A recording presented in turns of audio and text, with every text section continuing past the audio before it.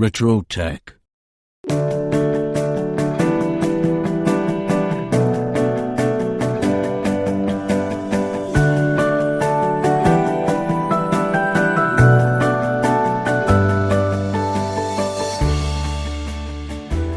안녕하세요. 레트로텍의 아웃사이더입니다. 지난 에피소드까지 프로타입 JS와 jQuery를 살펴봤는데요. 그 중에서 왜 jQuery가 가장 큰 인기를 얻게 됐는지를 살펴보려고 합니다.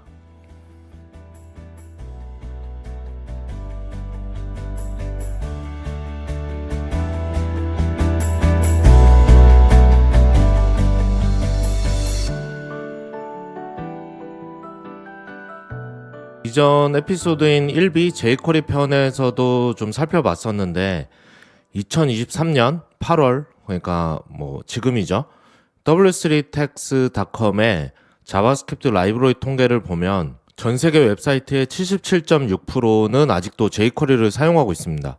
요즘 어떤 기술을 쓰냐고 얘기를 하면 리액트나 뷰, 앙귤라 이런 것들을 이제 대세로 많이들 얘기하지만 이는 지금 이제 새로운 기술을 배우고 이제 앞으로 써야 될 기술, 배워야 공부해야 될 기술에 대한 얘기에 더 가깝고 새로 만들어지는 지금 새로 사이트를 만들 때 어떤 기술을 쓸지에 대한 부분에 더 가깝고 과거에 만들어지고 현재 유지되고 있는 사이트들이 전체 웹으로 보면 훨씬 많기 때문에 이런 사이트를 다 갑자기 리액트나 뷰나 앙귤러로 바꾸지 않는 이상 jQuery가 시장 점유율에서는 77.6%를 차지하고 있는 걸로 나타나는 것입니다.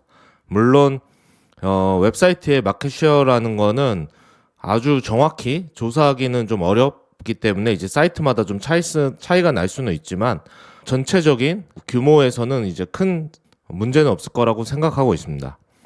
이 통계를 보면 리액트는 3.4%고요. 뷰.js는 0.8%, 앙귤러는 0.3%를 차지하고 있습니다. 네, 최근 몇 년간의 이제 기술적으로 봤을 때 대세를 차지하는 것과 현재 전체 시장으로 봤을 때 마켓 쉐어는 다르다고 할 수 있습니다. 여기서 프로타입 JS는 0.4%를 차지하고 있습니다. 거의 비슷한 시기에 나왔던 프로타입 JS와 jQuery였지만 둘의 현재 시장 점유율에서 엄청난 차이를 보이고 있고 이는 2010년대에 그러니까 2006년에 나온 뒤 2010년대에 jQuery가 얼마나 인기가 있었는지를 보여준다고 생각하고 있습니다. 통계를 하나 더 보려고 합니다. 2022년 작년이죠. 스택 오버플로우에서 디벨로퍼 서베이를 했는데 여기를 보면 이제 프로페셔널 개발자가 사용하는 웹 프레임워크 기술이라는 부분이 있어요. 이 부분에서 jQuery가 29.21%로 3위를 차지하고 있습니다. 여기서 이제 웹 프레임워크와 기술 전체를 다 다루기 때문에 1위는 Node.js가 46.31%고 2위는 React.js가 44.31%입니다.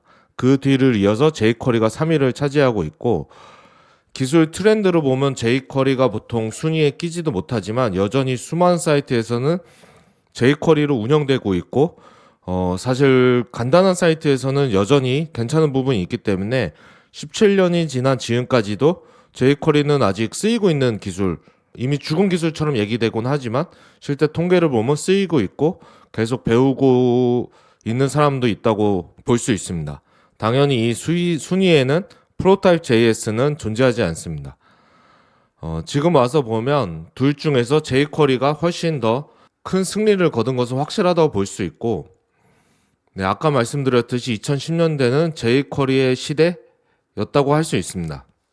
네, 스택 오버플로우를 얘기한 김에 참고로 스택 오버플로우에 대해서 조금 더 얘기를 하자면 스택 오버플로우라는 사이트는 저희가 이제 개발, 코딩 이런 거에 관해서 질문과 답변을 하는 사이트죠.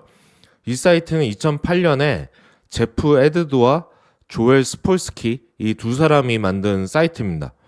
그리고 스택 오버플로우는 이후에 스택 익스체인지로 발전해서 꼭 코딩뿐 아니라 이제 여러 가지 질문, 답변을 할 수 있는 사이트를 열게 되죠. 제프 에두드가 70년생이니까 당시 스택 오버플로우를 만들 때는 38살이고 조엘 스폴스키는 65년생이라서 당시에는 43살이었습니다. 제프 에두드에 대해서 좀 얘기하면 코딩 호러라는 블로그를 2004년부터 운영을 하고 있고, 글을 아무래도 블로그를 쓰다 보니까 국내에도 위키북스에서 코딩 호러의 이펙티브 프로그래밍, 코딩 호러가 들려주는 진짜 소프트웨어 개발 이야기, 이렇게 두 권의 책이 국내에도 번역되어 나와 있습니다. 이 제프 에두드는 2007년 The Principle of Least Power, 그러니까 최소 전력의 원칙이라는 제목이죠. 이 글을 통해서 팀 버너스리가 1998년에 쓴 Principle of Design의 내용을 인용하면서 에두드의 법칙, 그러니까 에두드스 로우죠를 얘기합니다. 팀 버너스리가 썼다는 Principle of Design은 W3C의 The Rule of Least Power라는 제목으로 나중에 문서화가 되게 됩니다. 이 최소 전력 원칙이란 것은 간단히 말하면 주어진 목적에서 가장 강력한 언어를 사용한다는 의미인데, HTML, CSS 및 시멘틱 웹은 최소 전력을 염두에 두고 설계된 웹 기술의 예입니다. 이러한 기술을 사용하는 웹 리소스는 더 강력한 언어로 표현된 리소스보다 유연한 방식으로 재사용될 가능성이 높습니다. 라고 얘기하고 있습니다. 이 얘기는 팀 버너스리가 얘기한 거죠. 이 글을 인용하면서 이 맥락에 따라 에두드의 법칙을 다음과 같이 얘기하고 있습니다. 자바스크립트로 작성될 수 있는 모든 애플리케이션은 결국 자바스크립트로 작성될 것이다. 이게 에두드의 법칙이죠. 네, 16년이 지난 지금 봤을 때 이 법칙은 입증되었다고 볼 수 있습니다. 거의 그렇죠. 자바스크립트로 저희가 너무나 많은 것들을 작성하고 있는 상황이라. 네, 스택 오버플로우를 만들었듯 이렇게 소셜에 관심이 있던 제프 에두드는 나중에 2013년에 디스커스, DISCOURSE 라는 오픈소스 논의 플랫폼을 만듭니다. 그러니까 디스커션 할 때 DISCUSS, 그러니까 논의라는 영어 단어를 이제 말장난을 한 거죠. 그래서 디스커스라는 이제 논의 플랫폼을 만들게 되고, 지금도 이제 꽤 많은 오픈소스 프로젝트들이 커뮤니티가 정보 교환을 할 수 있도록 이 디스커스를 설치해서 제공하고 있는 상황입니다. 그리고 이 스택 오버플로우를 제프 에두드와 같이 만든 사람은 조엘 스폴스키라는 사람인데, 이 사람은 마이크로소프트에서 일하다가 퇴사하고 2000년에 포그 크릭 소프트웨어라는 회사를 설립하고 또 조엘온 소프트웨어라는 제목의 블로그를 운영하기 시작합니다. 이 블로그는 꽤 당시에는 상당히 유명한 블로그죠. 요즘은 활발하게 글을 쓰고 있진 않은데 당시는 이제 워낙 유명했기 때문에 이 조엘 스폴스키의 블로그 글을 책으로 엮은 조엘온 소프트웨어 괄호하고 이제 유쾌한 오프라인 블로그라는 번역서가 에이콘 출판사에서 나왔고요. 두 번째 책인 모어 조엘온 소프트웨어가 지앤선에서 번역서로 나왔습니다. 또 다른 책이 위키북스에서 똑똑하고 일 잘하는 개발자 모시기 조엘온 소프트웨어 시즌2라는 번역서도 나와 있습니다. 조엘 스폴스키가 만든 포그 크릭 소프트웨어는 나중인 2011년에 칸반 기반의 이슈 관리 시스템인 트렐로도 만들었습니다. 네, 요즘은 그렇게까지 많이 쓰진 않는 것 같아요. 이런 비슷한 도구들이 많이 있고 노션도 있고 그래서. 근데 2010년대에는 상당히 많은 회사가 이제 업무용 아니면 그 외 이슈 관리를 위해서 트렐로를 많이 사용을 했고, 이 트렐로는 2017년에 지라를 만드는 회사죠. 아틀라시안에 인수되게 됩니다. 당시 조엘이 뭐 여러 가지로 유명을 했는데 제 기억에 가장 유명했던 건 조엘 테스트였습니다. 2000년 조엘이 더 조엘 테스트 12 Steps to Better Code, 그러니까 조엘 테스트인데 더 좋은 코드로 가는 12가지 단계라는 제목의 글을 블로그에 올리게 됩니다. 이 제목대로 소프트웨어 품질이 아니라, 그러니까 소프트웨어 자체의 품질이 아니라 소프트웨어 팀을 어떻게 평가할지를 테스트하는 12가지 질문을 정리한 글입니다. 그래서 여기서 간단히 소개하면 1. 소스 버전 제어 시스템을 사용하나요? 2. 빌드를 한 번에 할 수 있나요? 3. 매일 빌드하나요? 4. 버그 추적 시스템이 있나요? 5. 새 코드를 작성하기 전에 버그를 수정하나요? 6. 일정을 업데이트하고 있나요? 7. 명세서를 작성하고 있나요? 8.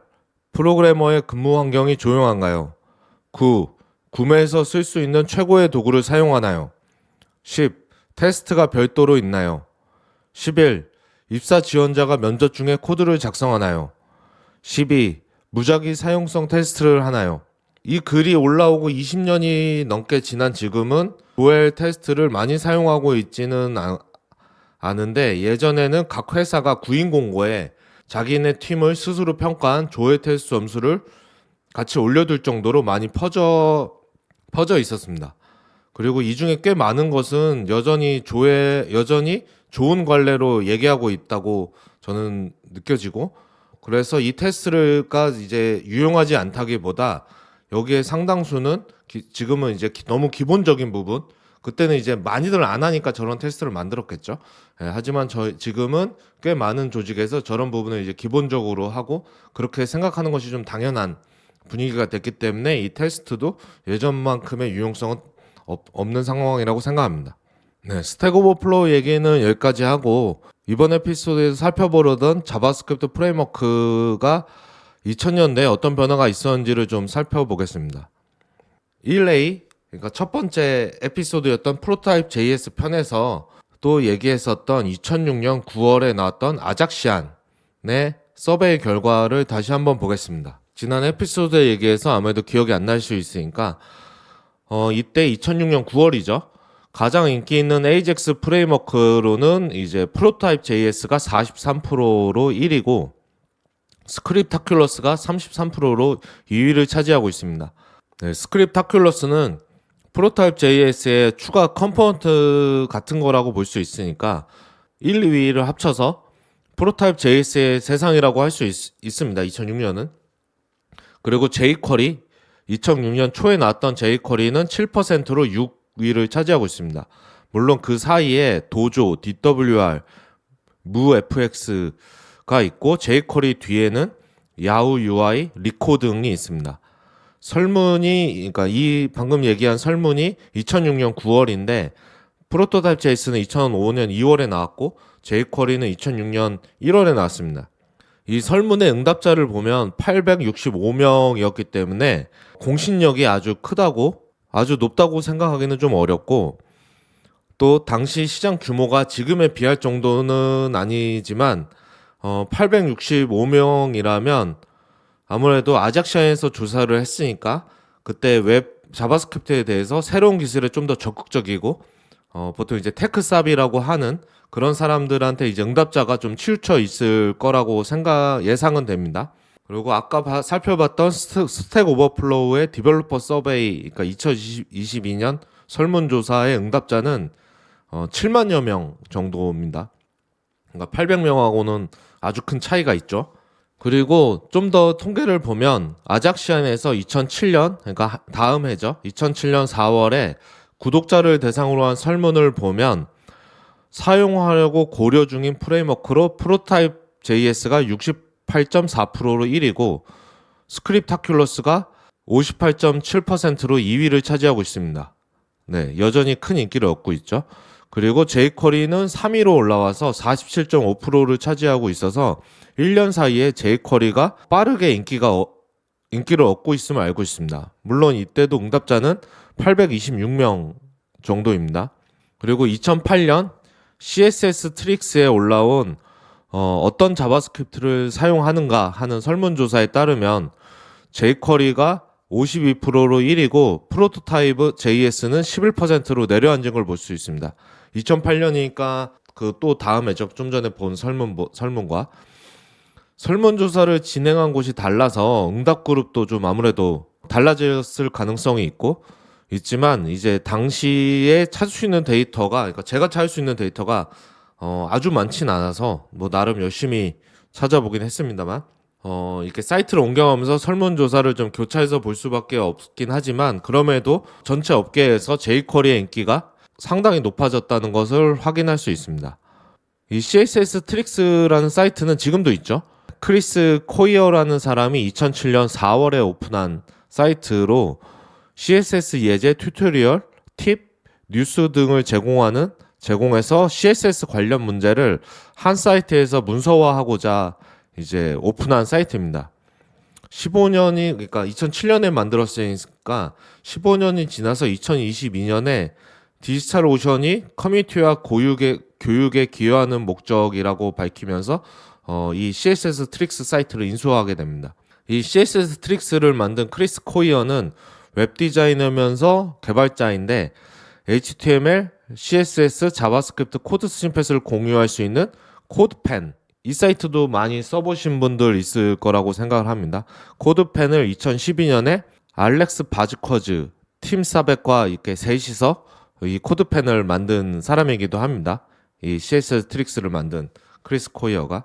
그래서 다시 설문을 이어서 보면 2009년 1월에 올라온 더 스테이트 오브 웹 2008을 보면, 그러니까 2009년 1월에 나왔으니까 2008년의 상태를 본 거죠. 자바스크립트 라이브러리 마켓 쉐어에서 jQuery가 62.8%로 1위를 차지하고 있고, 프로토타입 JS가 23.26%, 스크립타큘러스가 18.15%를 차지하고 있습니다. 2008년부터 이제 jQuery가 거의 업계에서는 가장 인기 있는 프레임워크라고 자리 잡았다고 할 수 있습니다. 이렇게 통계를 계속 보면 아무래도 팟캐스트라서 숫자가 귀에 잘 안 들어오고 이렇게 외워지지 않을 수 있는데요.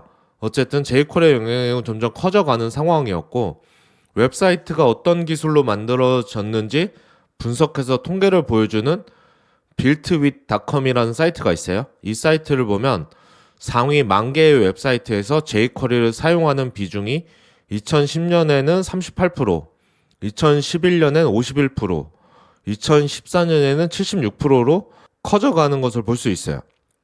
그래서 jQuery가 대표 자바스크립트 프레임워크로 2010년대에 완전히 자리 잡게 됩니다. 이후에 jQuery가 사실 너무나 인기 있어져서 스택 오버플로우에서 질문에 상관없이 이제 사람들이 jQuery를 쓰라는 답변이 달리고, 이제 거기에 또 업보트, 그러니까 이제 추천 버튼이 달리면서 use jQuery라는 밈까지 생기게 될 정도였습니다. 뭐 예를 들자면 자바스크립트에서 문자열 변환을 어떻게 하나요? 라거나 아니면 숫자를 어떻게 더하나요? 같은 간단한 질문에도 답변에 이제 use jQuery, 그냥 jQuery 쓰세요. 그럼 됩니다. 라는 답변이 달리는 현상을 이제 약간 비꼬듯이 유머처럼 써서 이제 밈이 된 거고요. 실제로 스택 오버플로우에 가면 이와 같은 답변을 상당히 많이 볼 수 있습니다. 네, 결국 이게 밈처럼 나중에는 소비가 됐기 때문에 제가 예시를 좀 어색한, 그러니까 말도 안 되게 이제 use jQuery라는 답변을 다는 예시를 달았지만, 실제로 웹사이트에서 어떤 문제를 해결하기 위해서 스택 오버플로우에 사람들이 질문을 올리면 jQuery가 이미 그런 부분을 잘 처리해주고 있기 때문에 그냥 jQuery를 쓰시면 됩니다 라는 답변이 달리기 시작하다가, 항상 뭐 질문 답변 같은 사이트나 뭐 커뮤니티에서 그렇듯이 좀 잘못된 상황에서도 jQuery를 쓰라는 답변이 달리기가 시작하지 않았을까라고 생각하고, 이런 것들을 보고 답답해하던 사람이나 아니면 왜 저런 답변을 하지라고 생각하던 사람들이 이를 이제 밈으로 만들어서 나중에는 그게 정말로 실수로 다는 건지 아니면 농담으로 그냥 그렇게 쓰는 건지 모를 정도로 이제 많은 use jQuery라는 답변이 달리게 됩니다. 그래서 어떤 언어에서든 어떤 프레임워크가 대세가 되고 수년이 지나면 자연히 그 프레임워크 위에서만 개발해 본 경험만 있고, 그 아래에 있는 언어나 런타임에 대해서는 잘 모르는, 모든 공부를 밑바닥부터 다 시작할 수는 없으니까요. 모르는 사람도 생기기 마련인데, 이런 부분에 비판하는 의견이 어디서나 있듯이 jQuery 때도 마찬가지였습니다. 그래서 당시에도 자바스크립트 개발자인지 jQuery 개발자인지 모르겠다는 비판의 얘기도 많이 있는 상황이었습니다. 어쨌든 그런 반응이 있었다는 것조차도 jQuery가 가장 인기가 있고 너무나 많은 사람들이 jQuery를 썼기 때문에 그런 비판, 농담이 생겼다고 생각합니다. 아마 다음 에피소드에서 다른 프레임워크들도 많이 다루게 될 텐데, 그런 프레임워크들을 살펴보기 전에 오늘은 앞에서 살펴봤던 프로토타입이 먼저 나왔음에도 불구하고 jQuery가 왜 더 많은 인기를 얻었는지를 살펴보려고 합니다. 서론이 좀 길었죠. 2006년 8월 20일에 jQuery 블로그에 Why jQuery's philosophy is better, 그러니까 왜 jQuery의 철학이 더 좋은가 라는 제목의 글이 올라옵니다. 그리고 이 글에서 jQuery와 프로타입을 좀 설명하고 있기 때문에 이 둘 간의 차이점을 좀 이해할 수 있습니다. 참고로 이 글, 그러니까 2006년 8월에 이 글이 올라왔는데 2006년 1월에 jQuery가 나왔으니까 공개되고 7개월 정도 지난 시점이라고 생각하시면 됩니다. 이 jQuery 블로그에 글을 쓴 사람은 예우다 카츠라는 사람이고, 이전 에피소드에서 얘기했듯이 나중에 jQuery 팀에 코어 팀에 합류하게 되고 수년이 지나서 2011년에는 엠버JS라는 프레임워크를 만든 사람입니다. 이 예우다 카츠가. 글의 내용으로 봤을 때 예우다 카츠도 레일즈 커뮤니티의 일원이었는데 스스로 레일즈로 작업을 하면서 프로타입 JS를 알게 됐고, 성향에는 좀 맞지 않았던 것 같아요. 프로타입 JS가 그렇게 마음에 들진 않았지만 레일즈에 내장되어 있었기에 오랫동안 자기는 프로타입을 사용했는데, 자기는 이제 jQuery가 좋아서 jQuery를 레일즈에 쓸 수 있도록 jQuery on Rails라는 프로젝트를 작업하기 시작했다고 밝히고 있습니다. 참고로 이 프로젝트는 그렇게 잘 되진 않은 것 같습니다. 그래서 이 글에서 프로타입과 JS의 철학 차이를 좀 설명하고 있는데, 프로그래밍 감각에서 둘은 근본적으로 다른 감성을 보여주는데 마치 자바와 루비의 감성 차이와 비슷하다면서 코드를 비교해서 보여줍니다. 예를 들어 myID라는 아이디를 가진 돔이 있겠죠. 그 돔 다음에 어떤 HTML을 추가하고 싶다고 하면 프로타입은 new insertion after 하고 괄호하고 첫 번째 인자로 myID를 스트링으로 넘겨주고 두 번째 인자로 임의의 HTML을 넘겨주면 myID를 가진 돔 뒤에 임의의 HTML이 추가되는 거죠. new insertion after를 했으니까요. 이에 반해서 jQuery는 달러 하고 괄호 열고 샵 myID 해서 이제 돔을 셀렉팅하는 거죠. 그리고 .after 하고 인자로 임의의 HTML을 전달하면 똑같이 그 myID 돔 뒤에 임의의 HTML이 추가됩니다. 이 코드의 차이를 보여주면서 이 둘의 접근 방식에는 근본적인 차이가 있는데, 프로타입 JS는 일부 기능을 캡슐화하는 모노리식 클래스를 생성해서 개발자가 돔의 아이디나 다른 인자를 전달하면 클래스가 자신의 할 일을 하도록 하는데, 이는 자바가 캡슐화하는 방식과 유사하다고 얘기하고 있습니다. 루비 온 레일즈와 함께한 이 프로타입 JS를 루비 온 레일즈 커뮤니티의 일원이었던 예우다 카츠가 자바와 비슷하다고 얘기하는 거는 저는 좀 흥미롭게 느꼈습니다. 반면에 jQuery는 완전히 다르게 접근하는데, 돔 노드 집합, 여기서 이제 집합이라고 얘기하는 거는 여러 돔을 한꺼번에, 그러니까 한 번에 하나만 선택하는 게 아니라 여러 돔을 선택할 수 있기 때문에 좀 돔 노드 집합이라고 부르는데, 돔 노드 집합을 객체로 간주해서 사용하는데 이는 루비와 비슷하다고 얘기하고 있습니다. 그래서 돔 노드 뒤에 별도의 클래스가 있는 것이 아니라 달러 함수가 반환하는 jQuery 객체에 기능을 붙여서 동작하게 하고 있습니다. 부연 설명을 조금 더 하자면, 지금 document.query 셀렉터를 사용해서 돔을 가져오면 돔객체가 나오게 되죠. 네, 그래서 크롬 개발자 도구에서 콘솔에 이 document.query 셀렉터로 돔을 가져온 다음에 마우스 커서를 올리면 화면에서도 해당 돔이 바로 이제 색깔이 그러니까 배경색이 싹 달라지죠. 그래서 해당 돔이 선택되는 것을 볼 수 있습니다. 네, 그래서 프로토타입 JS의 달러 함수는 이 돔 노드를 그대로 반환합니다. 직접 그 네이티브 API로 돔을 선택한 것과 똑같은 현상이죠. 하지만 jQuery의 달러 함수는 돔을 선택했을 때 돔 객체가 아니라 돔 객체를 감싼 jQuery 객체가 반환됩니다. 이게 래퍼 객체라고 할 수 있죠. 그래서 앞에서 본 것처럼 달러 함수를 이용해서 돔을 선택한 뒤에 after 아니면 add 클래스, find, remove 클래스 같은 함수를 그냥 인식상으로 막 돔에 쓰는 것처럼 하지만 실제로는 jQuery 객체니까 이 함수를 그대로 바로 점을 이어서 쓸 수 있게 됩니다. 이 글에서 예우다 카츠는 이어서 프로타입 JS도 이제 나중에 달러에 이어 그러니까 달러가 두 개예요. 함수 이름이 달러가 있고 달러가 있어요. 프로타입 JS에는. 네, 달러 함수를 구현해서 jQuery와 유사한 기능을 구현하려고 시도했지만, 프로타입 JS에서 달러는 document.getElementById를 별칭 같은 함수로 만들어서 첫 인자로 돔의 아이디를 받고 돔을 찾게 되지만 달러는 인자로 CSS 셀렉터를 받기 때문에 다수의 돔을 반환할 수 있는 그런 함수입니다. 그래서 예후다 카츠는 이렇게 프로타입도 이 달러를 추가해서 돔의 객체 배열을 반환하도록 만들었음에도 불구하고 jQuery는 달러가 jQuery 프레임워크의 기본 토대이고 여기서 반환된 jQuery 객체에 모든 jQuery 함수가 바인딩 되어 있다고 설명을 하고 있습니다. 프로토타입의 달러는 돔 객체, 그러니까 아까 말한 실제 진짜 돔 객체를 배열로 만들어서 그냥 반환했을 뿐이다 라고 얘기하는 거죠. 이어서 이 글에서는 jQuery의 장점을 몇 가지 설명하는데 체인어빌리티, 그러니까 체이닝 할 수 있다는 얘기죠. jQuery 객체의 기능으로 제공하고 있어서 체이닝을 해서 계속 쓸 수 있습니다.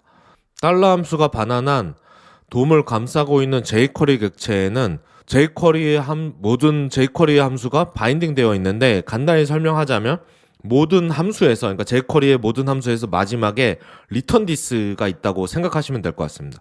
그래서 자신의 객체를 그 함수를 사용하고 나서 다시 반환을 하기 때문에 계속 이어서 사용을 할 수 있는, 계속 체이닝을 넣어서, 그러니까 점으로 이어서 저희가 요즘으로 보면 프로미스를 쓸 때 점된 이렇게 체인을 계속 걸 수 있잖아요.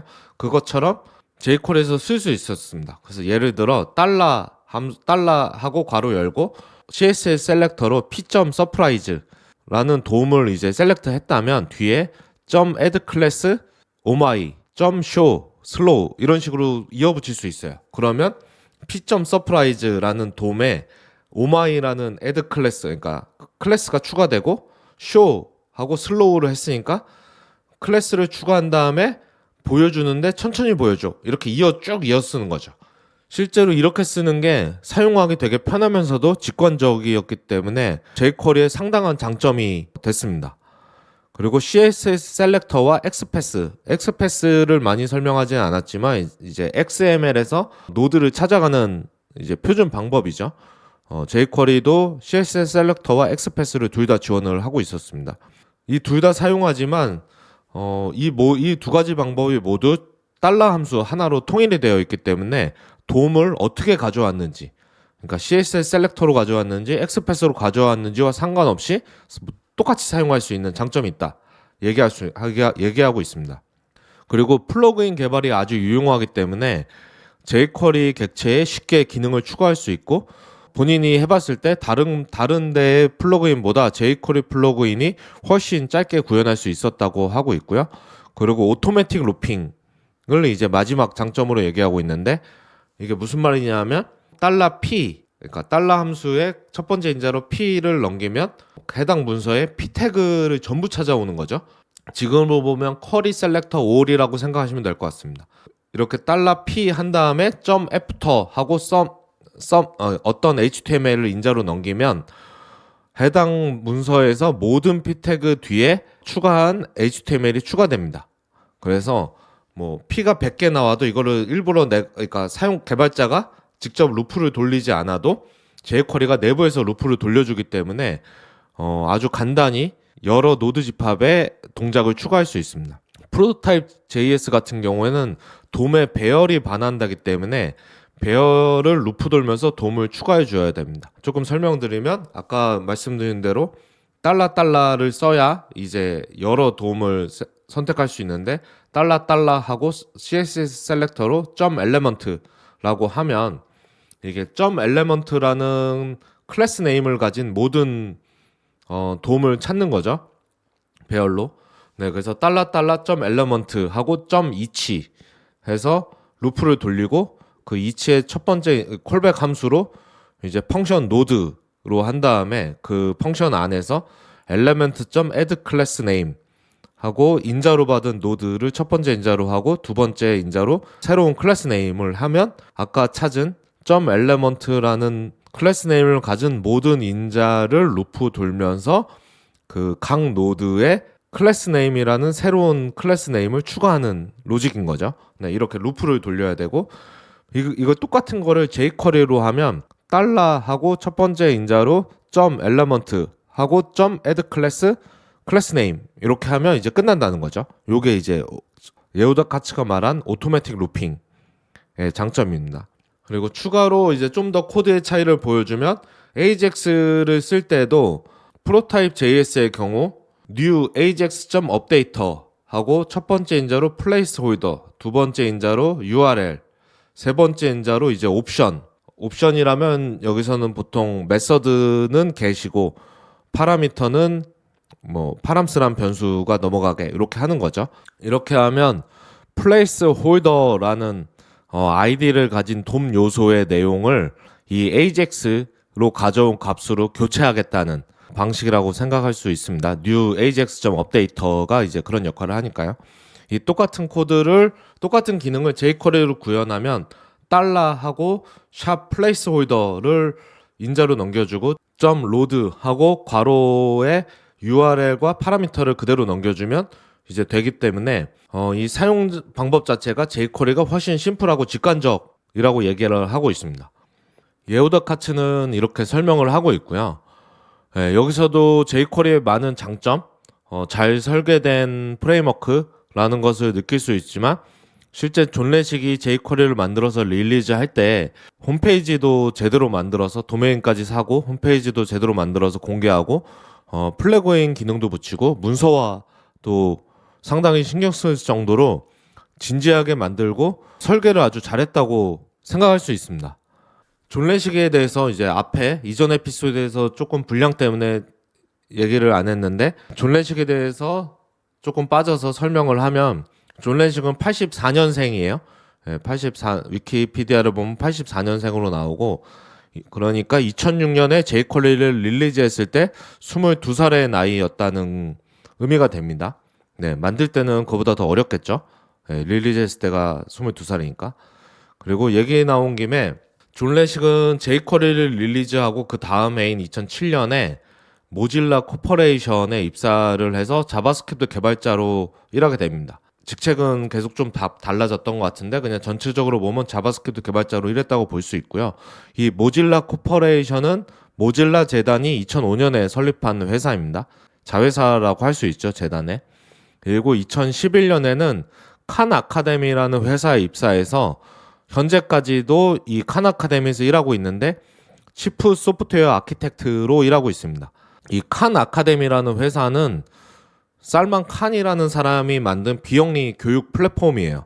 이 살만 칸은 MIT를 다니고 하버드 비즈니스 스쿨을 다녔는데 2004년도에 인터넷을 통해서 그러니까 공부를 잘했잖아요. MIT 다니고 뭐 하버드도 비즈니스 스쿨도 다니고 했으니까 이제 공부를 잘하는 사람이었던 거죠. 그래서 인터넷을 통해서 원격으로 초등학생이던 자기 조카의 수학 과외를 시작하게 됩니다. 그러니까 우리 집안에 제일 똑똑한 삼촌이 하나 있으니까 이제 뭐 동생이든 형이든 누나든 누가 부탁을 했겠죠.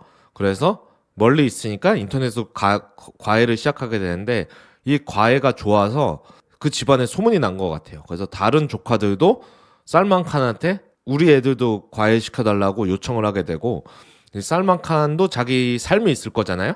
이제 조카한테 강의를 해주는 거니까 그 강의 요청이 계속 늘어나는데 일정 조율도 어렵고 그 모든 과외를 자기가 할 수 없게 되니까 자기가 강의하는 거를 영상으로 찍어서 유튜브에 올리게 됩니다. 네, 그래서 너희 조카들 뭐 예를 들면 너희 조카들 10명한테 내가 과외 10번 할 수 없으니까 여기에 올려놓을 테니까 그냥 이거 보세요 라고 한 거겠죠. 유튜브가 2005년에 런칭됐고 이제 살만 칸이 2006년 11월에 계정을 만들었으니까 유튜브에 상당히 초창기 유튜브가 지금의 유튜브의 입지를 가지고 있지 않을 때인데 이때 이 살만 칸이 여기에 영상을 올리고 그 영상을 올렸으니까 조카뿐만 아니라 아무나 볼 수 있죠. 유튜브의 특성이 이제 프라이빗하진 않으니까.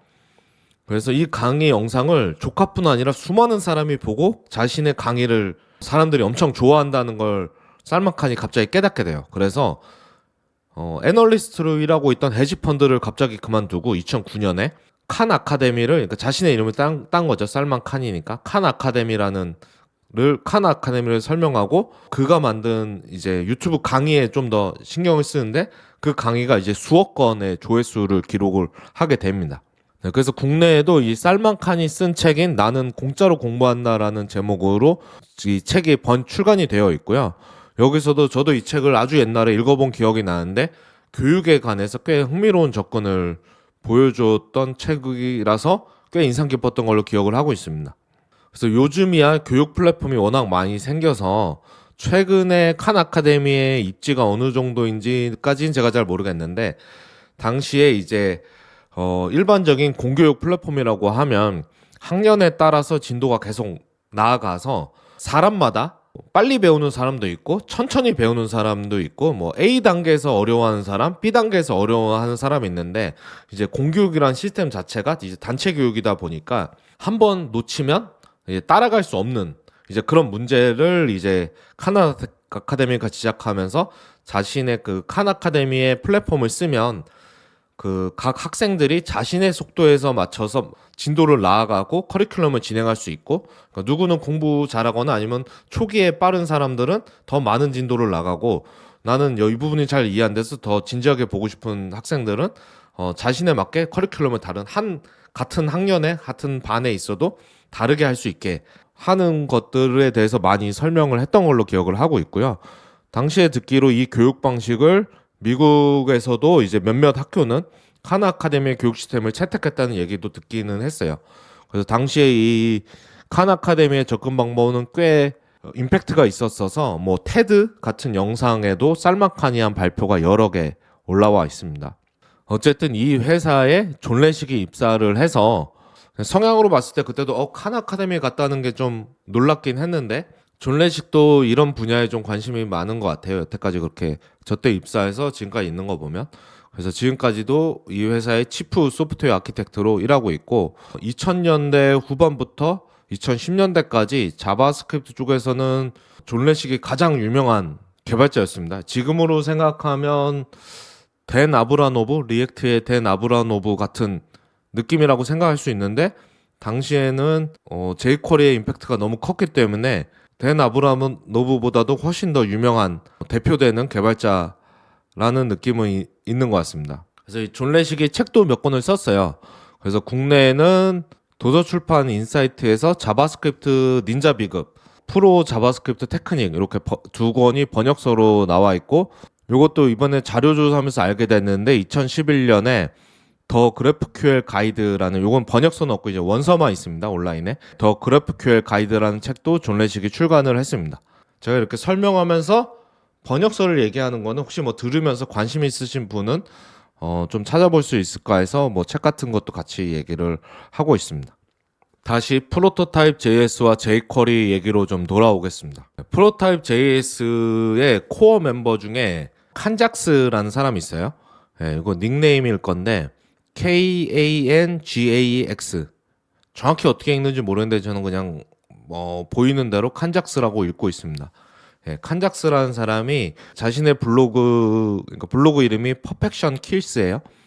Perfection Kills라는 자신의 블로그에 2010년에 What's Wrong with Extending the Dome 이라는 글을 올립니다. 그러니까 돔을 확장하는 것이 뭐가 잘못됐나 라는 그 제목이죠. 번역을 하면.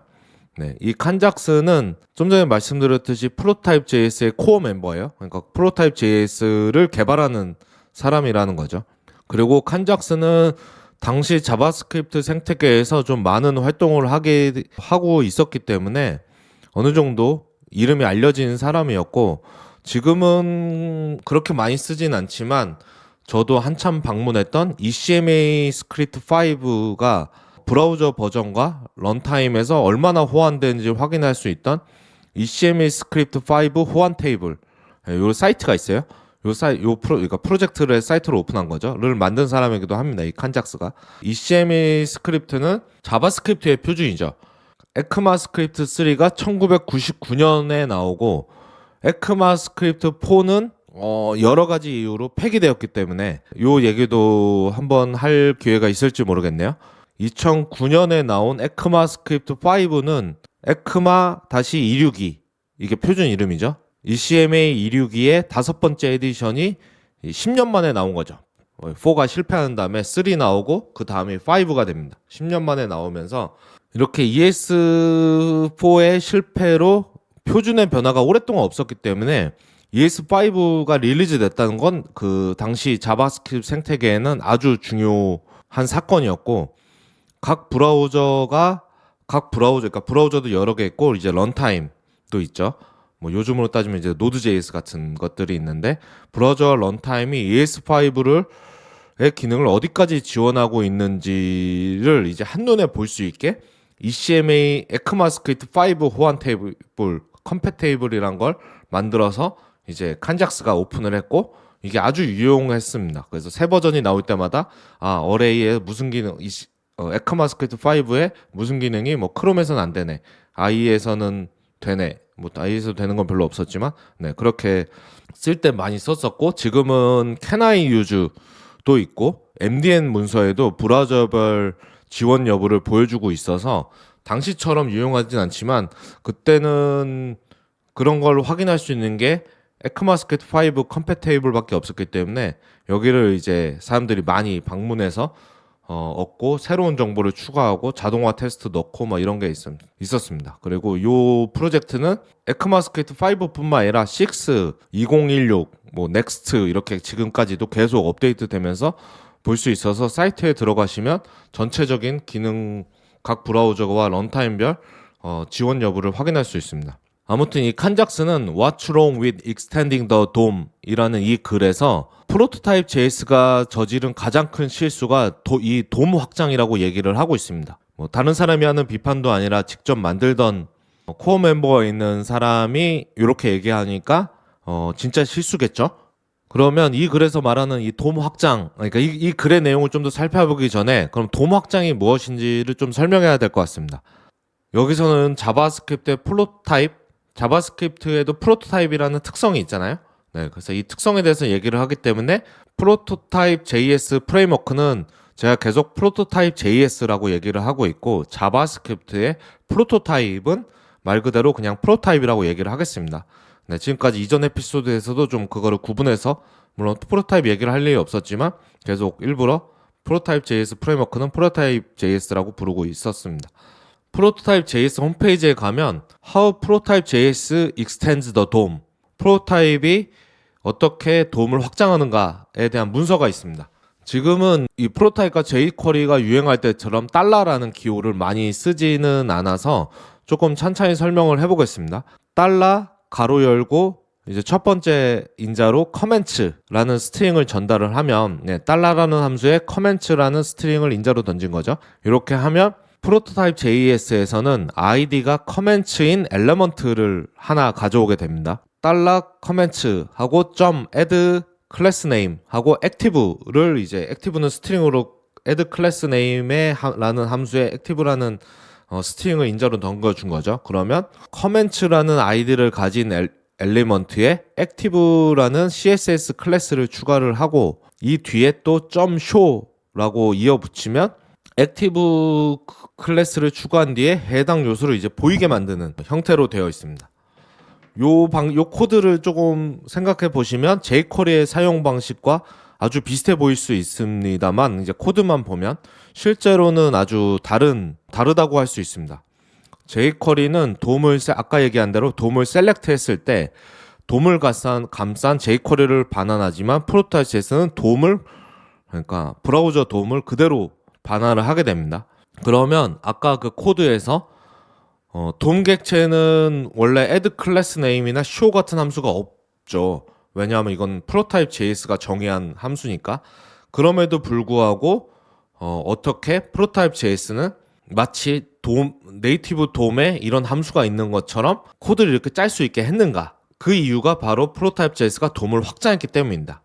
아까 예후다 카츠에서 그래서는 jQuery와 코드를 비교하느라고 프로타입의 약간 기본 형태인 오브젝트 중심의 어떤 코드를 예후다 카츠가 썼는데, 실제 프로타입 JS는 jQuery처럼 쓰는 것도, 그러니까 좀 전에 설명드린 것처럼 쓰는 것도 가능했어요. 코드 형태로 보면 거의 비슷해 보이는 형태로 쓸 수 있는데, 이렇게 한 방식이 jQuery는 래퍼 그러니까 래퍼 객체를 만들어서 jQuery 객체로 돔 객체를 감쌌고, 프로타입 JS는 돔 객체를 확장해 버렸습니다.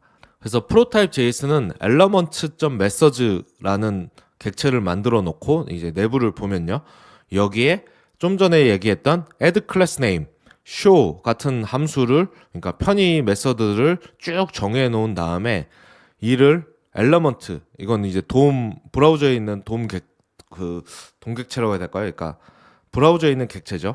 element에 복사해서 돔 객체에서 바로 이 함수를 쓸 수 있게 만든 것입니다. 예를 들어 돔의 엘리먼트, 그러니까 돔에도 여러 가지 요소가 있잖아요. 결국 이것도 다 객체. 저희가 자바스크립트 쓸 때 최상위에 오브젝트가 있는 것처럼 돔에도 페어런트 차일드 관계에 많은 객체들이 있는 뭐 노드, 뭐 텍스트, 뭐 이렇게 수많은 객체들이 있는데 이제 엘리먼트라는 객체를 확정하려면 element.prototype.hide 라고 정의를 해서 여기에 함수를 지정하면 엘리먼트에는 기존에 hide라는 함수가 없었지만 hide라는 함수가 추가가 됩니다. 요거는 이제 자바스크립트의 특성이에요. 자바스크립트의 프로타입 특성이죠. 그래서 이제 document.createElement라는 함수를 실행해서 엘리먼트 객체를 생성하면 이 객체에는 원래 마치 있던 것처럼 hide라는 메서드를 사용할 수 있게 됩니다. 그래서 자바스크립트에서 프로타입 확장을 해보신 분이라면 좀 이해하기 쉬우실 거고, 프로타입 확장이란 게 다른 언어에는 거의 없고 자바스크립트만 보통 이런 식으로 하기 때문에 프로타입 확장을 해보지 않았다면 조금 이해가 어려울 수는 있긴 한데, 프로타입에 속성을 넣으면 그 원래 객체 자체에 프로퍼티나 메서드를 추가할 수 있습니다. 네. 이렇게 프로타입 확장을 하는 것은 자바스크립트의 특성이기 때문에 이렇게 하는 것은 크게 이질감 없이 자연스러운 일이라고 할 수 있습니다. 객체를 쓸 때 그 언어의 특성을 사용 안 할 이유는 별로 없으니까요. 이렇게 자바스크립트에서는 프로타입 객체를 통해서 돔을 확장할 수 있고, 좀 전에 얘기했듯이 이는 자바스크립트 프로타입 특징을 활용하는 것이고, 돔이 약간 객체 지향적이 되기 때문에 돔 확장이란 것은 유용해 보이고 프로타입 JS 아키텍처의 필수 요소로 채택이 됩니다. 이제 샘 스탬프스는 이 방식이 마음에 든 거죠. 저는 약간 루비식 접근이라고 느껴지기도 하는 것 같아요. 제가 루비를 아주 잘하지 않아서 좀 조심스럽지만, 네. 하지만 이제 칸작스는 이 부분이 실수라고 얘기하고 있는데, 물론 칸작스가 프로타입 JS의 코어 팀에 들어갔다는 것은 이러한 접근 방법이 마음에 들었고 프로타입 JS가 좋았기 때문에 아마 메인테이너로 합류를 했을 거라고 생각하는데, 이제 수년간 개발을 하다 보니까 이게 실수였구나 깨달아서 이 글을 썼지 않았나 생각을 합니다. 그래서 칸작스는 이 돔 확장이 당시에 브라우저 간 차이가 크던 크로스 브라우저 환경에서는 장점보다 단점이 훨씬 크다고 얘기를 하고 있습니다. 자바스크립트에서 프로타입은 프로퍼티나 메서드를 찾을 때 자신의 상위 객체를 찾아가는 것이죠. 그래서 좀 전에 설명드린 대로 엘리먼트나 노드의 프로퍼티나 메서드를 정의하면 프로토타입으로 상위 객체의 메서드에 이제 쫓아가면서 접근할 수 있기는 하지만, 돔 레벨 2, 그러니까 돔도 표준이 있죠. 돔 레벨 2 표준에서는 프로타입 객체의 노출이 스펙에 포함되어 있지 않았기 때문에 브라우저 간 구현에 상당한 차이를 발생하게 됩니다. 그러니까 프로타입 객체를 이렇게 쫓아가면서 정의를 해야 되는데, 이게 브라우저마다 다 다르게 구현되어 있어서 똑같이 동작을 하지 않는 거죠. 그래서 이 돔 객체를 다루는 브라우저 간의 그 구현이 다른 문제를 프로타입 JS가 다 알아서 처리해 줘야 됐기 때문에 그 처리 부담이 너무 컸다고 얘기하고 있습니다. 예를 들어 IE에서는 이게 어디서나 똑같이 아까처럼 엘리먼트를 가져온 다음에 add 클래스 네임을 할 수 있도록 돔을 확장해야 되는데, IE에서는 이렇게 구현하고 파이어폭스에서는 저렇게 구현하고 오페라에서는 이렇게 구현하게 요거를 프로타입이 다 알아서 해줘야 되는데 이 작업이 너무 큰 부담이었다라는 얘기입니다. 그래서 지금도 브라우저 간의 구현의 차이는 있지만, 이제 몇 년 전부터는 각 브라우저 벤더사들이 힘을 합쳐서 인터옵이라는 프로젝트를 운영하면서 모든 브라우저에서 다 같이 쓸 수 있는 공통의 테스트, 예를 들어 A라는 기능이 들어오면 A라는 기능에 대한 테스트를 짜고 이 테스트를 모든 브라우저에서 다 같이 돌립니다.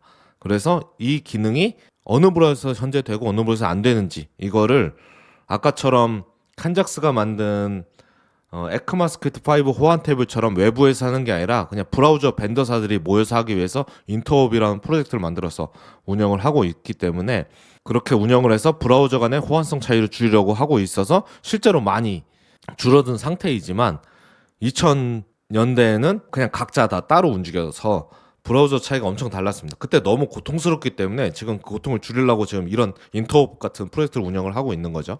그리고 표준도 많이 없는 상황이었어서 브라우저들도 새로운 기능을 만들고 있지만 옆에서는 W3C에서 표준도 만들고 있는 상황이고 만들던 게 뭐 요즘도 좀 그렇긴 하지만 브라우저에 기능이 추가되고 구현이 다르고 이런 문제가 계속 있는 상황이었습니다. 그래서 예를 들어 보면 돔 요소 뒤에 다른 요소를 추가하는 이제 애프터라는 함수를 프로토타입 JS가 돔을 확장해서 추가를 했는데 스펙에 표준 스펙에 추가가 이게 애프터라는 기능이 없죠. 이런 건 애프터라는 기능이 추가가 되거나 특정 브라우저가 이런 기능을 추가를 한다면 프로토타입 JS와 충돌을 해버리게 됩니다. 그쵸? 아까 돔 간 차이 간의 구현도 문제가 있지만 네이티브 돔 자체를 확장해 버렸기 때문에 실제 네이티브 돔에 어떤 기능이 추가됐는데 여기에 똑같은 이름이 있다면 결국 문제가 돼서 충돌이 발생하게 되고 이런 문제를 해결하기 위한 추가 코드들이 프로토타입 JS 내에 계속 들어갔기 때문에 돔 확장이란 거는 웹이라는 브라우저나 웹 표준 같은 것들이 발전하는 과정에서 확장성 없는 접근 방법, 이게 몇 년이 지나니까 이 방법으로는 계속 확장할 수는 없겠는데 라는 것을 이제 깨달았다고 할 수 있습니다.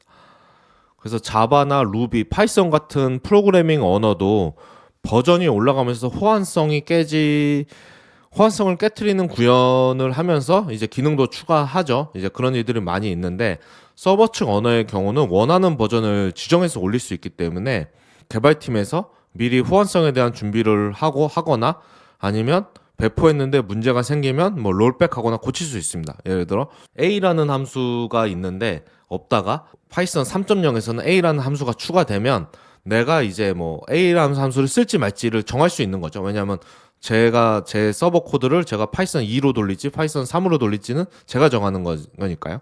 하지만 클라이언트 자바스크립트는 입장이 완전 다르죠. 클라이언트 자바스크립트는 사용자의 브라우저에서 동작을 하고 거기에 있는 그 구현을 따르기 때문에 웹사이트를 만드는 개발자가 원하는 자바스크립트의 버전, 원하는 브라우저의 버전 같은 걸 지정할 수 없고 서비스가 이제 지원하고자 하는 모든 브라우저의 버전을 다 맞춰야 했기 때문에 당시 이러한 크로스 브라우징을 지원하려고 하는 비용은 엄청 컸고 개발자들의 가장 고통스러운 부분이기도 했습니다.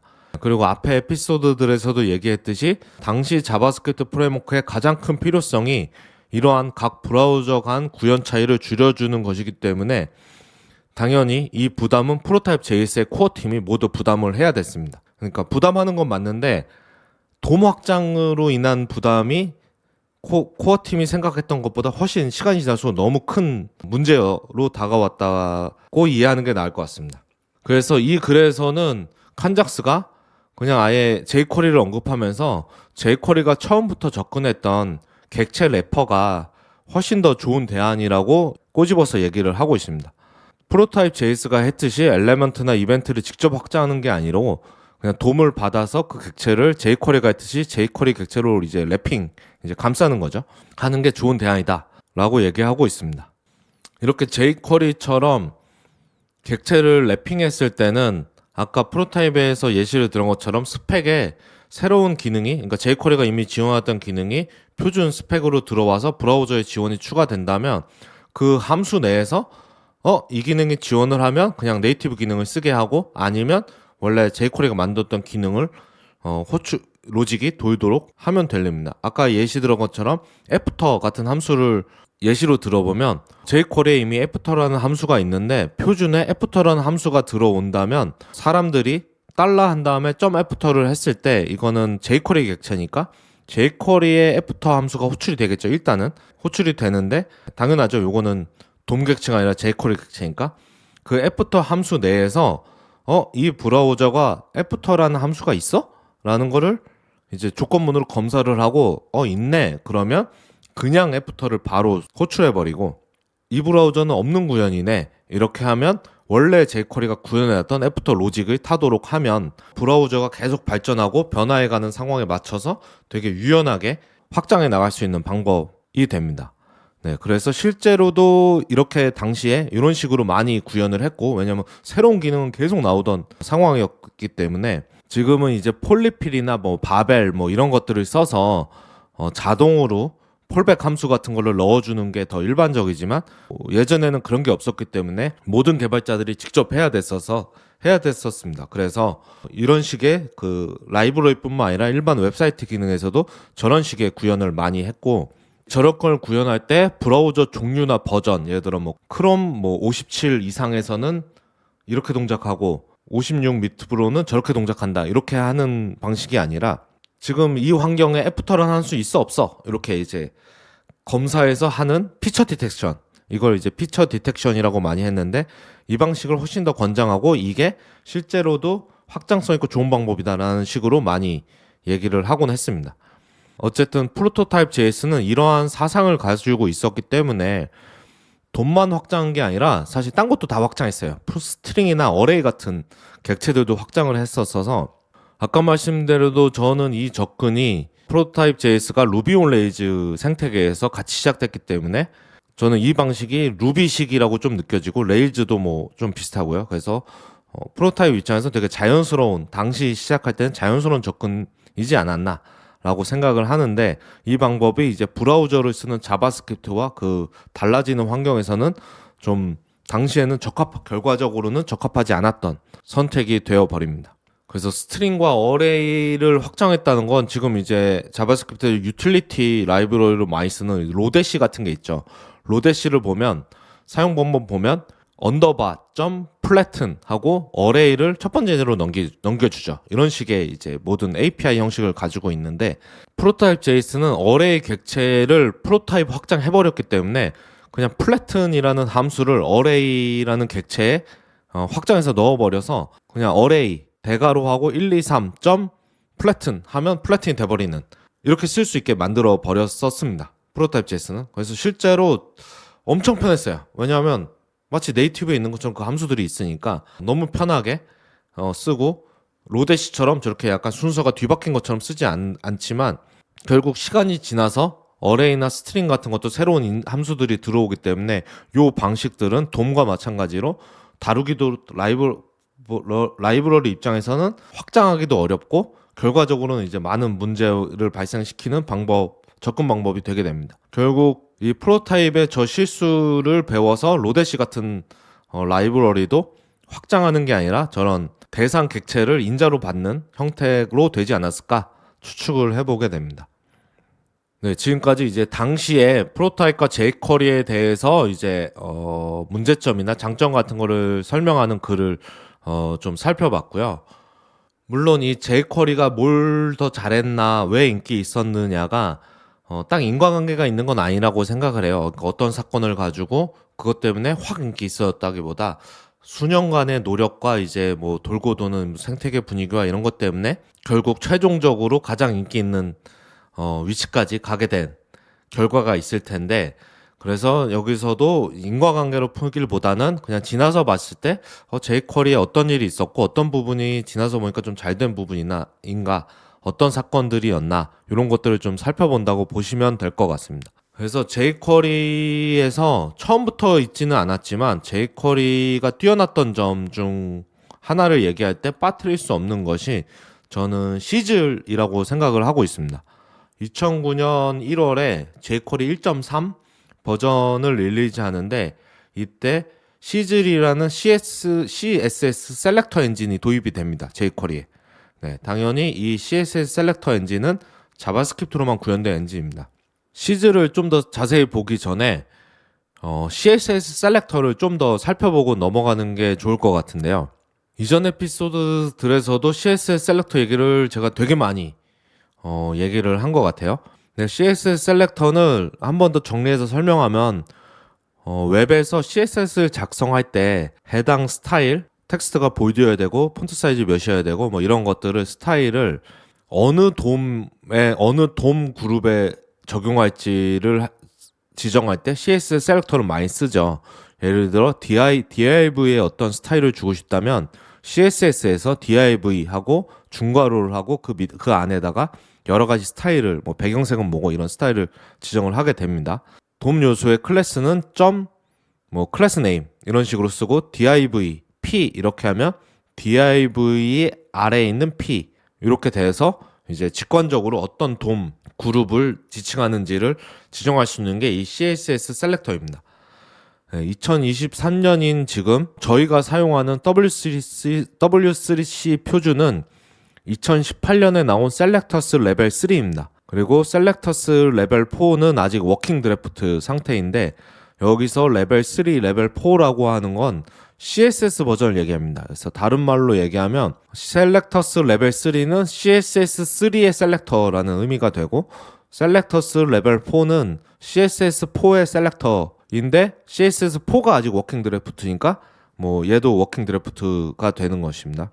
그러면 3가 있고 4가 있다는 건 1, 2가 있다는 얘기죠. CSS1, CSS2가 있는데 좀 이해하기 쉽게 셀렉터스 레벨 1부터 레벨 4를 살펴보면 뭐 어떤 차이가 있는지 레벨 1, 그러니까 1996년에 레커멘데이션이 된 그러니까 표준이 된 거죠. CSS1은 포함되어 있던 셀렉터는 앞에 샵을 쓰는 ID, 돔의 ID가 있을 때 지정하는 ID와 좀 전에도 언급했던 div, p 이런 것처럼 이제 태그 네임을 바로 지정하는 거. 그리고 p 띄고 span 이렇게 해서 p 밑에 있는 span 해서 자손 태그를 지정하는 방법. 그리고 수도 클래스 저희가 앞에 콜론 점점을 찍는 그걸 수도 클래스라고 하죠. 수도 클래스로 액티브와 링크 정도가 있었습니다. 원에는. 그리고 지금은 아마도 이게 표준이 워낙 커지다 보니까 셀렉터스라는 표준이 이제 따로 관리가 되고 거기서 운영을 하고 있지만 1, 2까지는 그냥 CSS 표준의 한 섹션으로 그냥 셀렉터가 있었습니다. 그래서 셀렉터스 레벨 1, 2라는 표준 문서는 따로 없고요. 이때까지는 CSS1, CSS2라는 표준 명세 스펙이 있고 CSS3부터는 셀렉터스 레벨 3, 셀렉터스 레벨 4라는 스펙이 관리되고 있습니다. 그리고 1998년에 레커멘데이션이 된 CSS2의 셀렉터, 그러니까 지금은 이게 좀 개선돼서 지금 저희가 쓰는 건 CSS 2.1이죠. 2.1인데 아무튼 이 CSS2에서는 모든 요소를 선택할 수 있는 이제 아스타리크, 이제 별이라고 하죠. 별이 있고 자식 요소를 하는 P 꺽쇠 스팬. 그러니까 아까 P 띄고 스팬은 P 밑에 있는 모든 스팬들이고 P 꺽쇠 스팬은 P 바로 밑에 있는 스팬을 얘기하는 거죠. 이 자식하는 요런 셀렉트. 그리고 대괄호를 써서 속성. 예를 들어 인풋 태그에 텍스트 인풋만 고르려면 대괄호하고 타입은 텍스트 이렇게 해서 인풋 중에 이제 골라오는 요 속성을 지정하는 셀렉터가 추가됐고 이제 시블링 옆에 있는 요소를 생각하는 div 플러스 p 같은 형태도 추가됩니다. 그리고 수도 클래스로는 많이 쓰는 호버, 콜론 포커스, 콜론 퍼스트 차일드 뭐도 이 2에서 추가가 됩니다. 그리고 지금 저희가 쓰고 있는 CSS3의 셀렉터인 셀렉터스 레벨 3는 속성자 선택 값이 접두사냐, 뭐 포함되냐, 뭐 이런 거를 선택할 수 있는 캐럿 아니면 별 요런 이제 기호들이 추가되고 콜론 낫이나 콜론 라스트 차일드, 엔스 차일드 이런 다수의 수도 클래스들이 추가가 되게 됩니다. 그래서 브라우저가 이를 어떻게 구현했는지까지는 제가 잘 모르지만 당시에는 도움을 선택하는 게 워낙 중요했기 때문에 자바스크립트에서 개발자들이 기대하는 그 CSS 규칙에 맞게 도움을 선택하는 용도로 CSS 셀렉터를 썼으니까 CSS 엔진이 필요했습니다. 그래서 시즐이 나왔던 때가 2009년이니까 당시에는 CSS2의 시대였다는 의미가 되는 것이고 CSS2에는 뭐 아까 방금 얘기한 것처럼 기능이 그렇게 많지는 않았습니다. 지금에 비하면. 지금 많이 쓰는 쿼리 셀렉터나 쿼리 셀렉터 올은 셀렉터스 API 레벨 1 표준으로 2013년에 레커멘데이션이 됐습니다. 여기서 이제 헷갈리실 수 있는데 아까 셀렉터는 셀렉터 레벨 3고요. 쿼리 셀렉터나 퀄리 셀렉터 올은 셀렉터스 API 표준입니다. 네, 두 개가 조금 다르죠. 그래서 물론 위에서 말한 연도들은 최종적으로 표준으로 승인이 났을 때를 기준으로 얘기하고 대개 표준이 그렇듯이 그 전에도 수년간 표준에 대한 논의를 하고 있기 때문에 각 브라우저들은 미리 구현을 시작하기도 하고 프레임워크들도 그 세상이 올 거라는 걸 알고 있기 때문에 준비도 하고 그랬습니다. CSS 셀렉터가 뭔지를 한번 정리를 했으니까 시즐로 다시 돌아오면 계속 얘기하지만 당시 도물 셀렉터 할 때 CSS 셀렉터를 사용하는 것은 이 방법이 좋네 라는 것은 검증된 상황이었습니다. 그래서 jQuery뿐만 아니라 프로타입 JS를 포함해서 대부분의 자바스크립트 프레임워크에서 아주 중요한 방식이 됐습니다. 그래서 이 CSS 셀렉터는 2005년 초에 나온 jQuery는 처음부터 CSS 셀렉터 문법을 이용해서 도움을 선택할 수 있도록 구현을 하고 있었고요. 이전 에피소드에 자세히 얘기했죠. 그리고 프로토타입 JS는 jQuery가 나온 같은 해인 2005년 3월에 CSS 셀렉터로 도움을 선택할 수 있는 함수 달러 아까 얘기했죠. 이 달러를 도입하게 됩니다. 그래서 jQuery와 프로타입 JS뿐만 아니라 CSS 셀렉터는 자바 생태계에서 아주 중요했고 존 레식은 이렇게 중요한 거를 프로젝트별로 다 따로 만들고 따로 성능 개선하는 게 아니라 생태계가 다 같이 협업해서 만들고 관리할 수 있으면 어떨까라는 생각을 하고 이거를 시즐이라는 별도의 프로젝트로 만들기로 결정을 합니다. 그리고 이 프로젝트는 독점적이지 않기 위해서 도조 재단이라는 곳에 기부를 하게 됩니다. 참고로 이 도조 재단은 2005년 도조 툴킷이라는 것을 지원하기 위해서 만들어진 비영리 재단이고 나중에 2016년에는 jQuery 재단으로 합쳐지게 되고 또 이렇게 합쳐진 게 나중에 JS 재단이 되고 지금은 오픈JS 재단으로 합쳐졌죠. 노드.js 재단과 합쳐져서 이런 히스토리가 있습니다. 공개적으로 공지가 된 거는 jQuery 1.3 발표를 하면서 시즐에 대해서 공개를 하게 됩니다. 그래서 이 설명을 보면 미리 jQuery 팀에서 다른 프레임워크 개발팀들의 협업 요청을 미리 그 전해에 다 보낸 것 같고 프로토타입, 도조, 야후 UI, 모치킷, 티니 MCE가 이 시즐이라는 프로젝트에 관심을 보였다고 얘기를 하고 있고 이 시즐의 적용으로 셀렉터 성능이 좋아져서 jQuery 기준으로도 이전 버전보다 49% 빨라졌고 프로토타입이나 무툴스, 도조 같은 것보다는 훨씬 빠른 성능을 보여준다고 얘기를 하고 이제 셀렉터 퍼포먼스에 대한 성능 비교도를 보여주고 있습니다. 여기를 보면 브라우저별로도 보이고 버전별로도 보이는데 jQuery 1.2.6보다 jQuery 1.3 그러니까 1.3부터 시즐이 들어갔죠. 상당히 많이 줄어든 거를 볼 수 있고 jQuery 1.3은 이제 도조랑은 조금 비슷하긴 한데 무툴스나 프로타입에 비해서는 거의 뭐 3분의 1 정도로 3분의 1도 더할 정도로 훨씬 빠른 성능을 보여주고 있습니다. 3배 3분의 1 할 3배라고 해야 될 수도 있겠네요.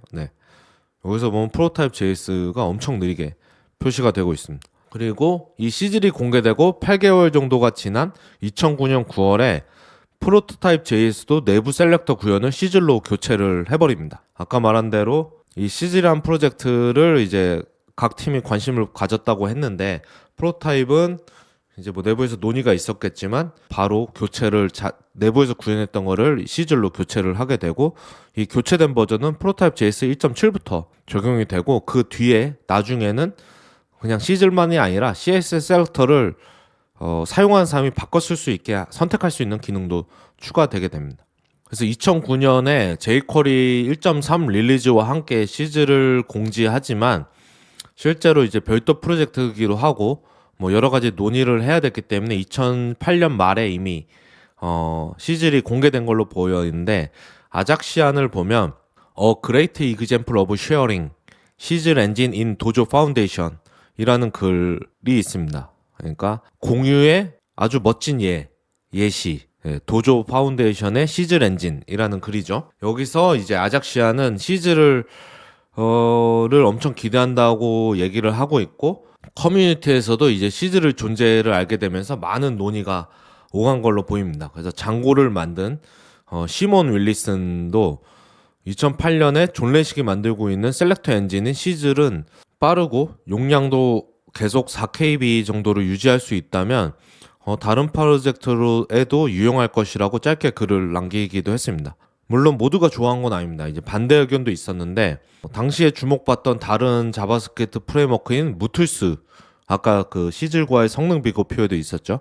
무툴스에서는 이런 프레임워크가 있었는데 무툴스는 아마도 다음 에피소드에서 살펴볼 수 있지 않을까 생각을 하고 있습니다. 2008년 12월에 무툴스 블로그에 올라온 시즐이라는 글을 보면 존 레식이 무툴스도 시즐로 CSS 셀렉터 엔진을 교체하기를 바란다는 제안을 받았는데 자신들은 시즐이 아주 나쁜 아이디어라고 생각을 한다면서 비판하는 내용의 글을 올립니다.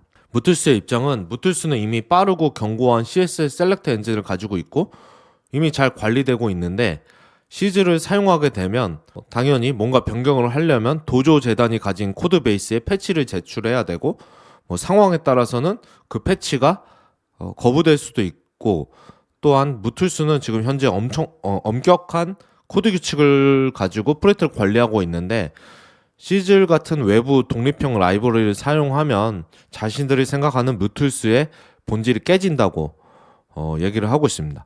그러면서 시즐이 자신들이 생각하기엔 다른 셀렉터 엔진보다 딱히 좋지 않다고 생각한다고 하면서 셀렉터 엔진 치고는 용량이 너무 크고 내부적으로 셀렉터 결과를 캐싱하는 구조가 되어 있기 때문에 실제로 빠른 게 아니라 그냥 빨라 보이는 것처럼 보이는 것 뿐이다, 이렇게 얘기를 하고 있습니다.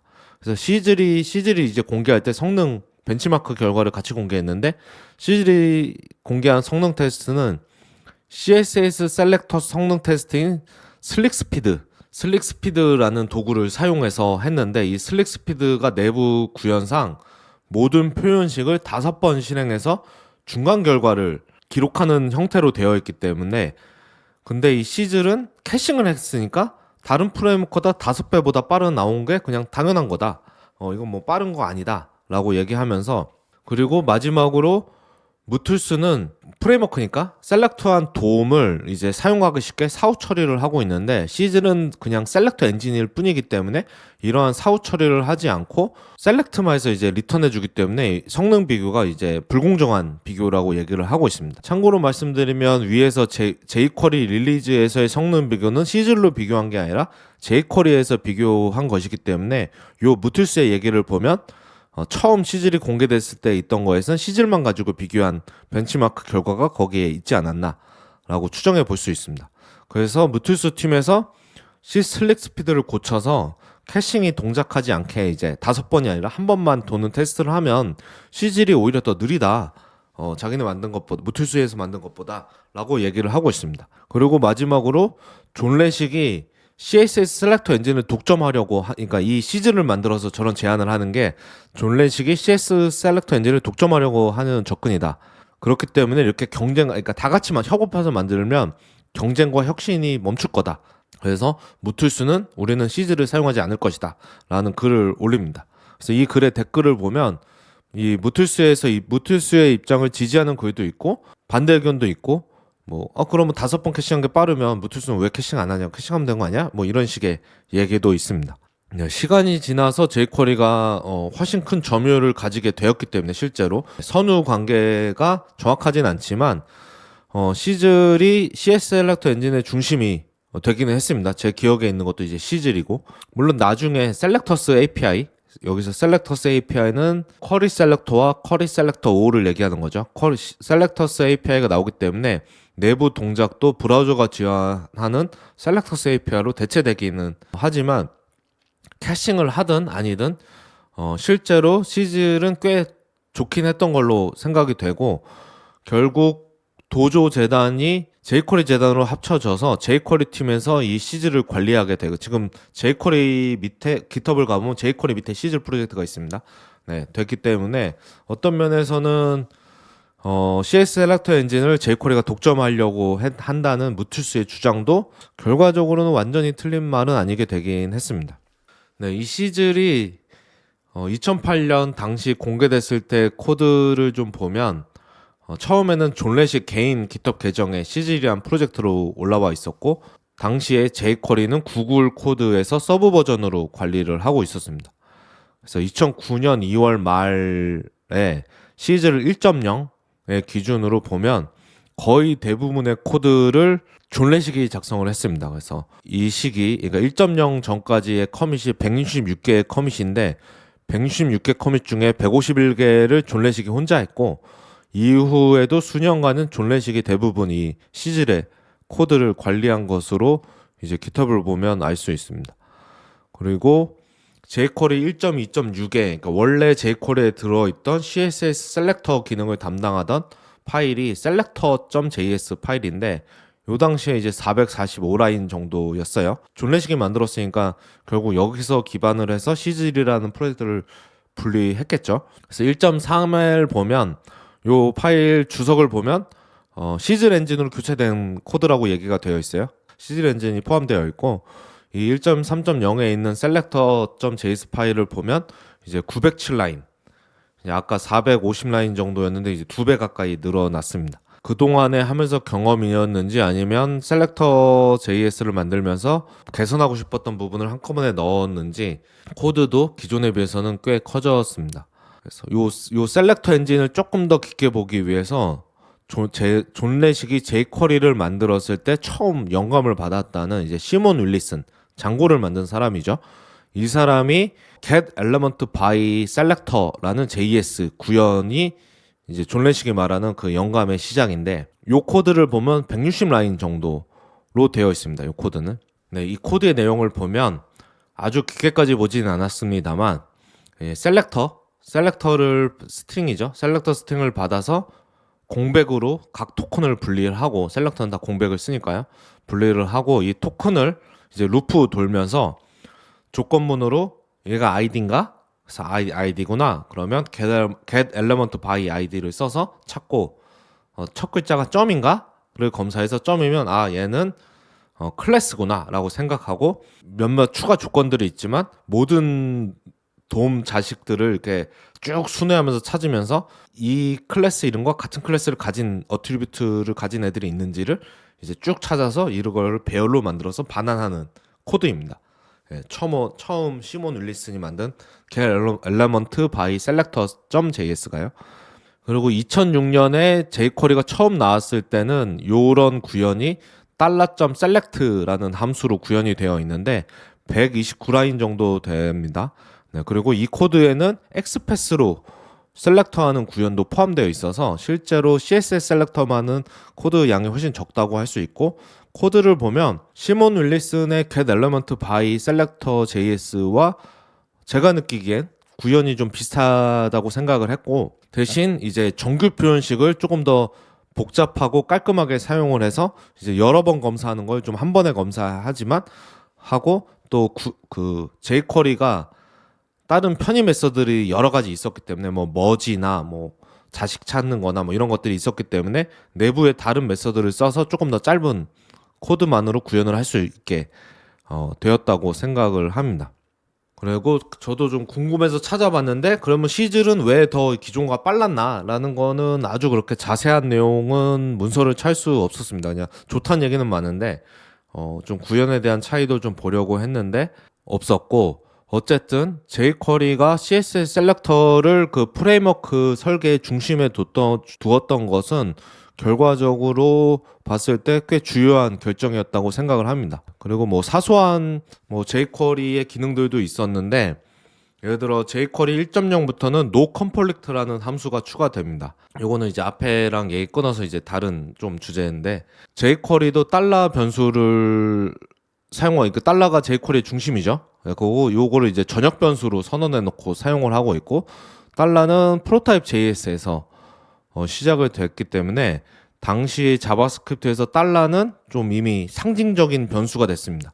그래서 이 둘만이 아니라 다른 데서도 달러를 많이 쓰고 있었고 그래서 페이지에서 여러 자바스크립트 라이브러리를 동시에 불러와서 쓰는 경우 달러가 전역 변수니까 달러가 서로 덮어서서 동작이 제대로 안 하는 문제가 발생하기 때문에 jQuery.noComplet라는 함수를 jQuery를 불러온 다음에 실행을 해주면 원래 jQuery가 이 값을 덮어쓰기 전에 있던 달러 변수를 그대로 다시 롤백을 해줍니다. 롤백을 해주고 그리고 요 noComplete 함수가 반환한 값이 jQuery 객체이기 때문에 요거를 제가 뭐 뭐 JQ라든가 A라든가 이런 변수에 쓰면 달러 대신 제가 똑같이 쓸 수 있는 거죠. 이렇게 쓸 수 있게 제공을 하고 있었습니다. 그래서 이는 jQuery를 다른 라이브러리와 함께 사용할 수 있고, 뭐 예를 들면 마이그레이션 과정에도 도움이 되겠죠. 어떤 딴 라이브러리, 달러 쓰는 라이브러리에서 jQuery를 넣으면서 이제 교체를 하거나, 아니면 특정 플러그인이 jQuery에 있는데 그걸 빨리 갖다 쓰기 하는데 우리는 이미 프로타입 쓰고 있는 경우에도 좀 쓸 수 있고, 아니면 한 페이지에서 여러 버전의 jQuery를 써야 되는 1.2도 쓰고 1.3도 써야 되는 경우에도 이런 식으로 나눠서 변수를 나눠서 둘 다 쓸 수 있었기 때문에 이 함수도 생태계에서 많이 사용을 하곤 했습니다. 물론 이렇게 비슷한 용도로 달러를 그대로 쓰면서 다른 곳에 영향을 주지 않기 위해서 IIFE라고 많이 하죠. Immediately Invoked Function Expression. 네, 한국말로 하면 즉시 실행되는 함수 표현식이라고 할 수 있죠. IIFE를 쓰기도 했습니다. 이 IIFE는 이제 펑션, 이제 괄호하고 중괄호하고 이렇게 펑션을 정의하잖아요. 정의할 때 이 펑션 정의를 가로로 묶고 그 가로 뒤에 가로를 하나 더 붙이면 이 뒤에 있는 괄호는 이제 함수를 실행하는 의미가 되니까 앞에 부분을 실행하고 앞에 정의한 함수, 그러니까 함수를 정의하자마자 바로 실행해 버리는 거죠. 요거가 이제 즉시 실행되기 때문에 IIFE, 즉시 실행 함수라고 보통 부릅니다. 이를 활용해서 가로 열고 펑션하고 첫 번째 인자로 달러를 인자로 받는, 그러니까 인자로 받는 변수의 이름이 달러인 거죠.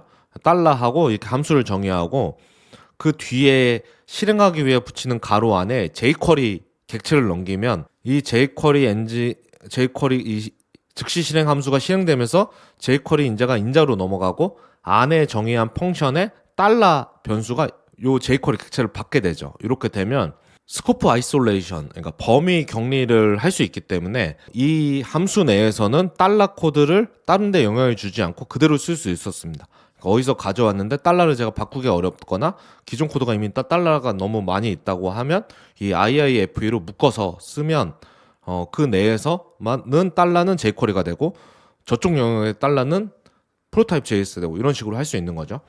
당시에는 ES 모듈 같은 것이 없었고 모든 스크립트는 기본적으로 그냥 전역 스코프에서 시작을 했기 때문에 서로 간의 침범이 발생하기 너무 쉬운 구조였습니다. 그래서 기본적으로 꼭 문제가 생기지 않더라도 혹시 모를 영향을 피하기 위해서 이제 IIFE를 써서 스코프를 좀 한정해서 쓰는 방식을 상당히 많이 사용하고 있었습니다. 그리고 최근 몇 년 사이에 리액트냐 뷰냐 가지고 뭐 싸우듯이 온라인에서 당시에도 프로타입이냐 jQuery냐를 가지고 많은 사람들이 이제 논쟁을 했던 걸로 보이고, 근데 물론 jQuery랑 프로타입 JS만 있었던 게 아니라 다른 프레임워크도 있었습니다. 당시에 이제 글렌 벤더버그라는 사람이 올린 글을 보면 jQuery는 쉽고 우아하고 아름답고 도조는 대규모 어플리케이션을 만드는데 적합하지만 프로토타입 JS는 이 둘의 중간에 있다. 그래서 자신의 동료들이 jQuery를 쓰자고 많이 얘기를 해서 자신도 프로젝트를 몇 개 jQuery로 해봤는데 본인은 여전히 프로타입 JS를 훨씬 더 선호한다면서 Why I Still Prefer Prototype to jQuery라는 글을 올리기도 합니다. 그리고 이 글에 대한 답글로 아작시안을 만든 디온 알메어가 Why I Often Prefer Prototype 2라는 글을 쓰면서 자신도 나는 프로타입의 사상이나 접근 방법이 훨씬 좋다라는 글도 올리고, 뭐 당시에 또 이 디온 알메어의 댓글에도 프로토타입 JS가 루비 프로그래밍 패러다임을 자바스크립트 생태계에 강요하지만 않았다면 훨씬 더 좋았을 거다라는 의견도 좀 눈에 띄었습니다. 이렇게 큰 인기를 얻게 된 jQuery는 아주 오래 기간 자바스크립트 프레임워크의 주류로 자리를 잡게 됩니다. 앞에서 본 대로 여전히 많이 쓰이고 있지만 표준이 만들어지고 WG도 생기면서 각 브라우저 간 차이가 점점 줄어들고 자바스크립트와 돔 API가 강력해지면서 jQuery의 필요성도 조금씩 줄어들게 됩니다. 필요성이 줄어들었다기보다 유용성이 조금씩 약해졌다고 보는 게 더 맞겠죠. 그래서 2014년에는 CRM 플랫폼을 만드는 허브스팟에서 일하던 아담 스와츠와 잭 블룸이 You Might Not Need jQuery라는 사이트를 만들어서 공개를 하게 됩니다. 이 사이트는 그 이름대로 당신은 jQuery가 필요하지 않을지도 몰라 라는 의미를 담고 있는 거죠. 그래서 각 jQuery의 기능을 당시에 바닐라 스크립트, 그러니까 특정 프레임워크나 라이브러리 쓰지 않고 순수 자바스크립트로만 똑같이 기능을 구현하려면 어떻게 해야 되는지를 비교해서 보여주고 있습니다. 예를 들어 AJAX에서 뭐 값을 가져올 때 이렇게 하는 거, 뭐 페이드 인, 페이드 아웃, 어펜드로 돔 요소를 추가하는 거, 이런 것들을 다 네이티브로 하면 어떻게 할 수 있는지 요거를 쫙 비교해서 보여주는, 어떻게 보면 문서 사이트라고 볼 수 있고, 아마 이런 사이트를 만든 것은 기존 뭐 웹사이트에 jQuery를 쓰고 있지 않았는데 아주 특정, 예를 들어 뭐 도움을 찾기 위해서 파인드 한다거나 뭐 필터하기 위해서 아주 일부만 쓰려고 jQuery를 추가하는 거를 당신은 그럴 필요 없을지도 몰라라는 의미로 이 사이트를 만들었다고 생각이 되고, 저도 일부만 그냥 간단히 구현할 때나 아니면 최신 표준이 요즘은 어떻게 구현되어 있는지를 좀 비교할 때 참고했던 기억이 납니다. 그래서 지금까지 jQuery를 이제 두 편의 에피소드 2개에 걸쳐서 jQuery를 좀 얘기했는데, 자바스크립트 프레임워크에서 jQuery가 차지하는 위치가 꽤 크다고 생각을 해서 얘기하다 보니까 좀 길어졌습니다. 그래서 jQuery 얘기는 여기까지고요. 저도 아직 팟캐스트에 대해서 감을 좀 잡고 있는 상황이고, 이 레트로 택을 시작할 때 3편까지의 대본을 써두고 시작을 했습니다.